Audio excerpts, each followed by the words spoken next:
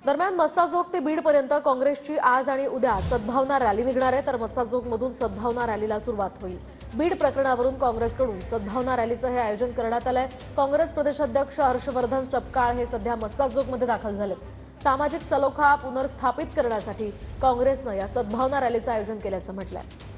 तर बीड प्रकरणामध्ये रोज खरं तर नवनवीन खुलासे होत असतात। आत्ताच आपण वैभवी देशमुखचा जबाब पाहिला, त्यामध्ये तिनं सांगितलेल्या गोष्टींचा आढावा घेतला। दरम्यान आता मस्साजोगमध्ये या रॅलीचं आयोजन करण्यात आलेलं आहे।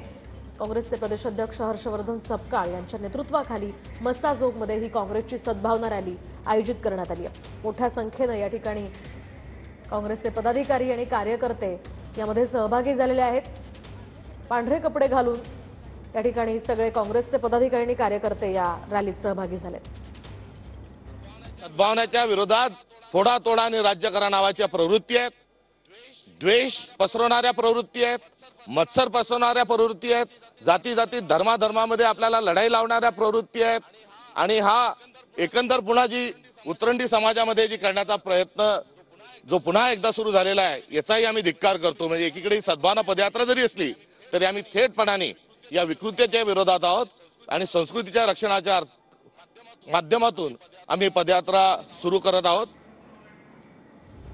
एकूणच आपण हर्षवर्धन सपकाळ यांची ही प्रतिक्रिया पाहिली।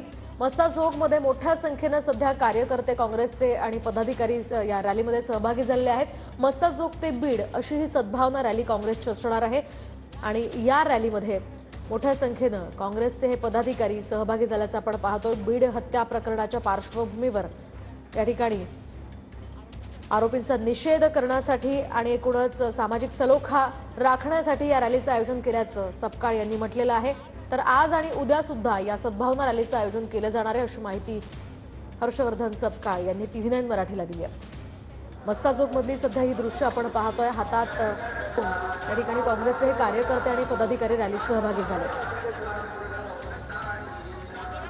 आपण पाहतोय बीडमध्ये सरपंच संतोष देशमुख यांची निर्घृणपणे हत्या करण्यात आली, त्यातले आरोपी सध्या अटकेत आहेत, मात्र एक आरोपी अजूनही फरार आहे। या सगळ्या प्रकरणांवरून विरोधकांनी सरकारला आणि एकूणच या संदर्भात प्रशासनाला धारेवर धरलेलं असताना काँग्रेसनं या ठिकाणी आता सद्भावना रॅलीचं आयोजन केलं।